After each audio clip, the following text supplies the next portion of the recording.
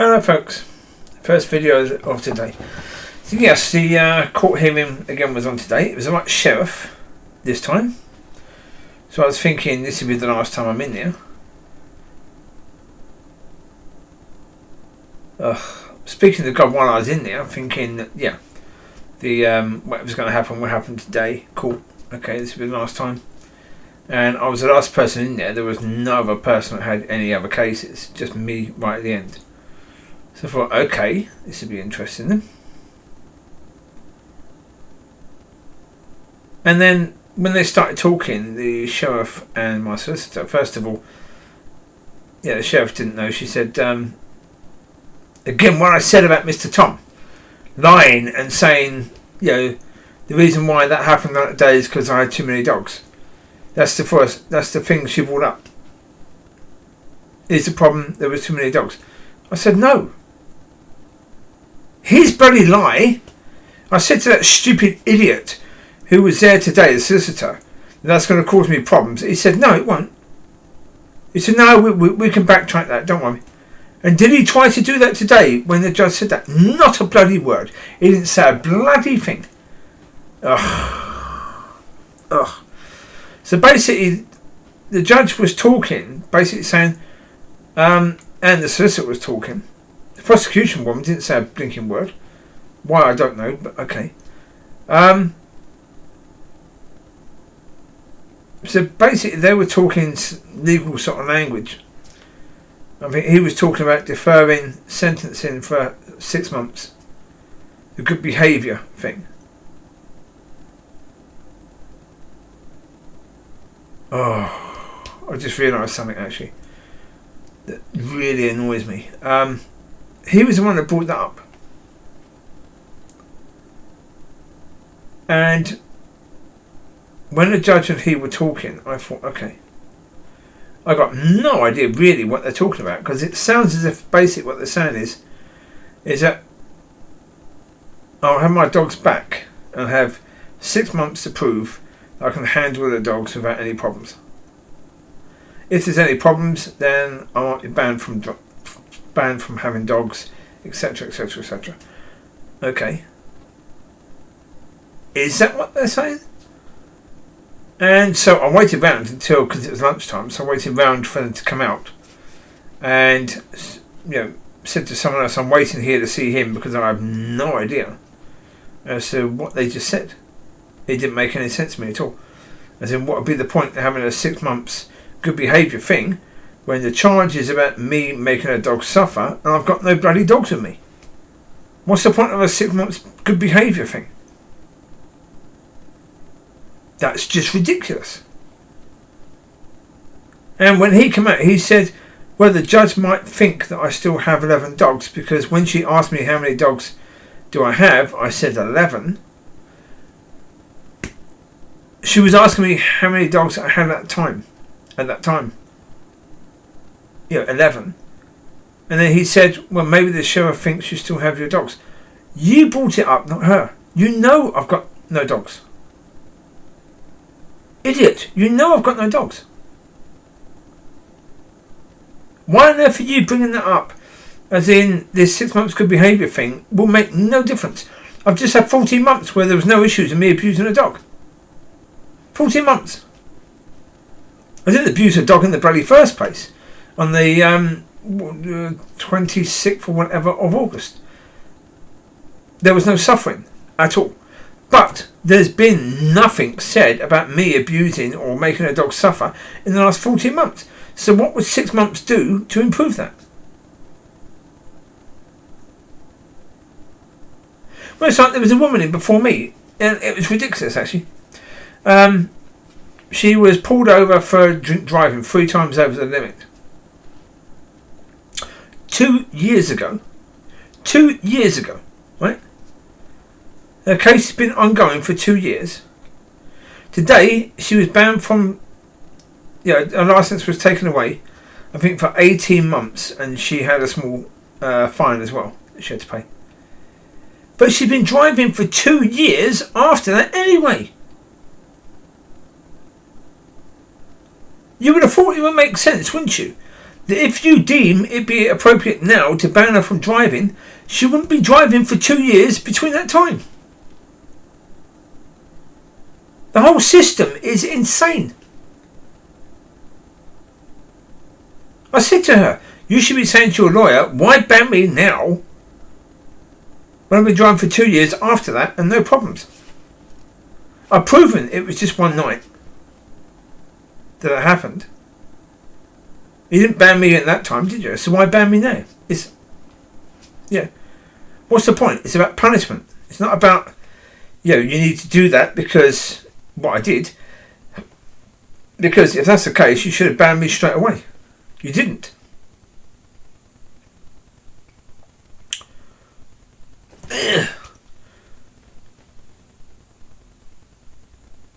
It's an insanity.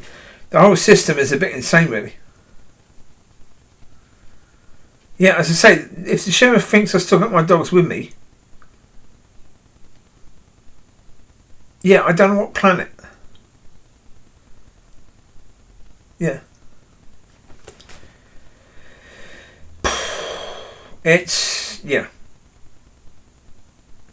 So basically the worst outcome. Because there's me thinking, okay, the sheriff comes back, and if she's in the court, then decision will be made about what the punishment will be. Bang, sorted, I'll be out there. I won't have to go back there. Now I'm going to go back in 6 months' time.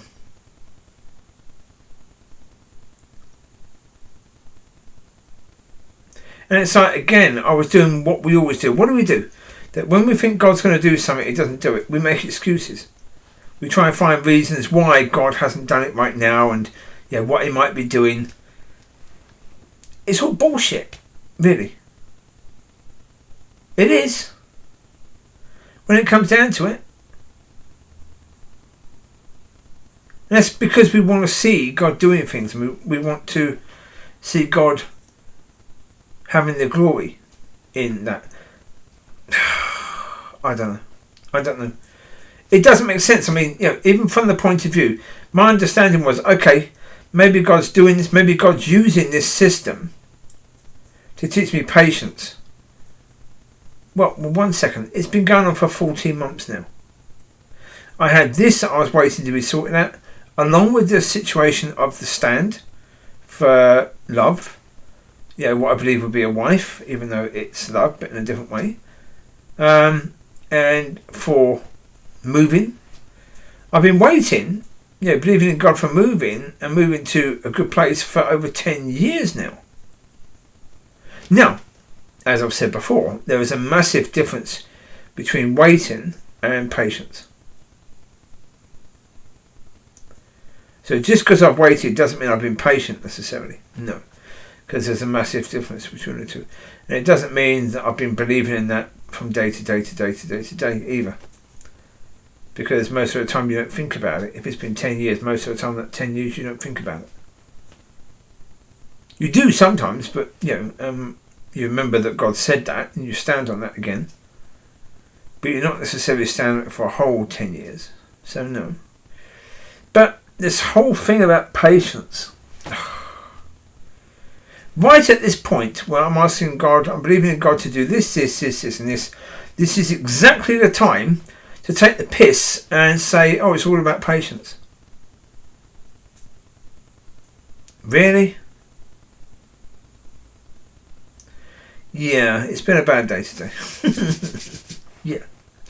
Yeah. Well, that's the point. That's the point. I mean, why is it that one of these things I'm waiting for, not one of them can happen? Not one of them can happen. I'm still waiting for all these bloody things. I can't even have one thing that happens. I wasn't necessarily expecting my dogs back today, but the end of it is what I was expecting. Now I've got to go back in 6 months' time for this stupidity. And there was me believing that God was in this and God was going to do something. Well, clearly, no. He isn't, and he's not going to do anything. Or if he is, he's going to drag it out. And it's like, for goodness sake. Father, you do realise you don't get as much glory that way? If you drag it out and you drag me across a stone so I'm battered and bruised at the end of it, you don't get much glory in any way, shape or form compared to what you do when you just do something. when your word says something that just happens, that's marvellous, that's beautiful. But when it's a long drawn out thing, as I say, this is a case where, as I say about the church says, oh, you do A, B and C, you fast, you do this, then you get that. I've done all those bloody things. To get to the end of this poxy situation. And it's still not ended. It's still got another 6 months to go with it.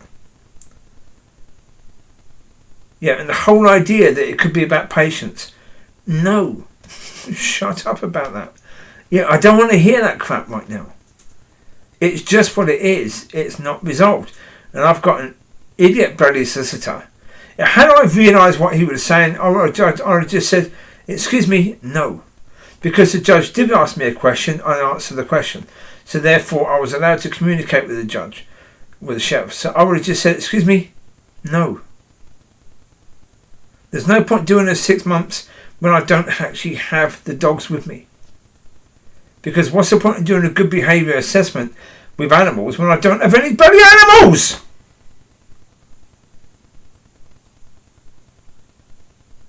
I mean, for goodness sake, what a stupid bloody thing to push for from a lawyer.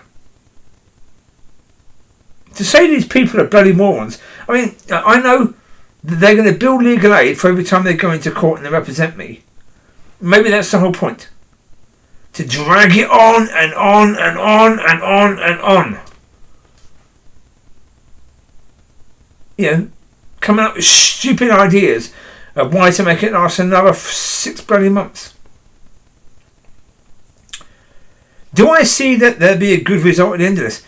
No, the only way there'll be a good result at the end of this is if one of two things will happen. Either a really nasty bastard of a lawyer will contact me after listening to this or another video I do and say that he will represent me or she will represent me against the SSPCA for what they did at Christmas in stealing my dogs. At Christmas. And that person will be willing to destroy the SSPCA. To go for blood. And they will do that for free. Right? That's one option. The other option is someone who's got a ton of money will be willing to pay for such a lawyer. To do that. Because that's the only way that this will come out with a good option. If I'm not getting the dogs back, do I really care whether I get a fine or just an admonishment? Because that's what my solicitor was saying. Oh, after the 6 months, you won't get a punishment, it's just an admonishment. Do I give a flying No, not at all. Why would I? If I'm not getting my dogs back, why would I care? Why would I even care whether I'm banned from having dogs again? Why would I care? That's my family. If I'm not getting them back, why would I care in any way, shape or form? Whatever else may happen. I wouldn't. Do I think I'm getting my dogs back? No. Because if that transfer of ownership hadn't happened,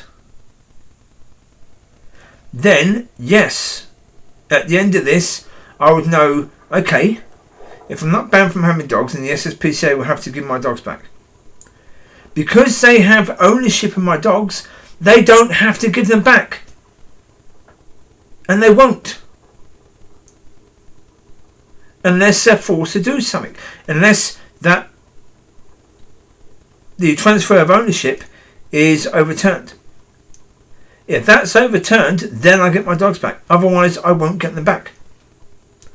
Now, of course, there are things that God can do to enforce that situation with the SSPCA and tell them, in no uncertain terms that he wants that situation sorted. But do I think he will do? No. No, because again, it would involve, putting curses upon the people that run that organisation, or certainly run it in this area.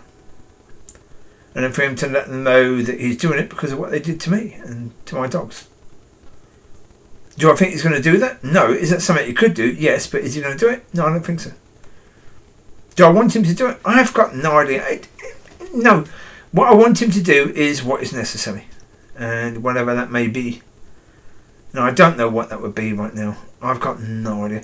As I say, I mean, do I even know whether my life should have the dogs in it in the future? I don't know. I honestly don't know. But this situation continuing in this way is just really irritating right now. I can't find peace about this right now. It doesn't make sense. It's not good. I can't see how it can be good, this. I mean, yeah, the outcome may be, as I say, that I'm not punished. Okay. Right. But, yeah. I don't see how it's going to get my dogs back for me. So, that seems to be the issue for me. I was willing to do the dog training because I thought that might help. You know, seeing me, getting a report back saying I was good with that dog and I handled the dog well. Cool. Social worker report. Yeah, I saw the point of that. But it was all about getting my dogs back. Once that became a situation where I knew that the court probably wouldn't do anything about it and that my lawyer couldn't really give a crap about that in any way, shape or form.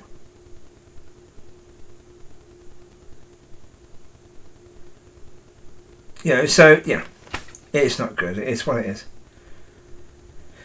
Yeah.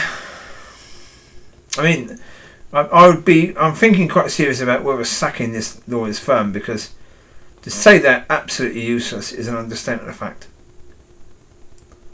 They really, really are. I mean, as I say, the fact that they think it would matter to me in any way, shape or form, the fact that my dogs were stolen from me at Christmas, will it matter to me now whether there's any punishment that I might get a fine or I'll just be told off?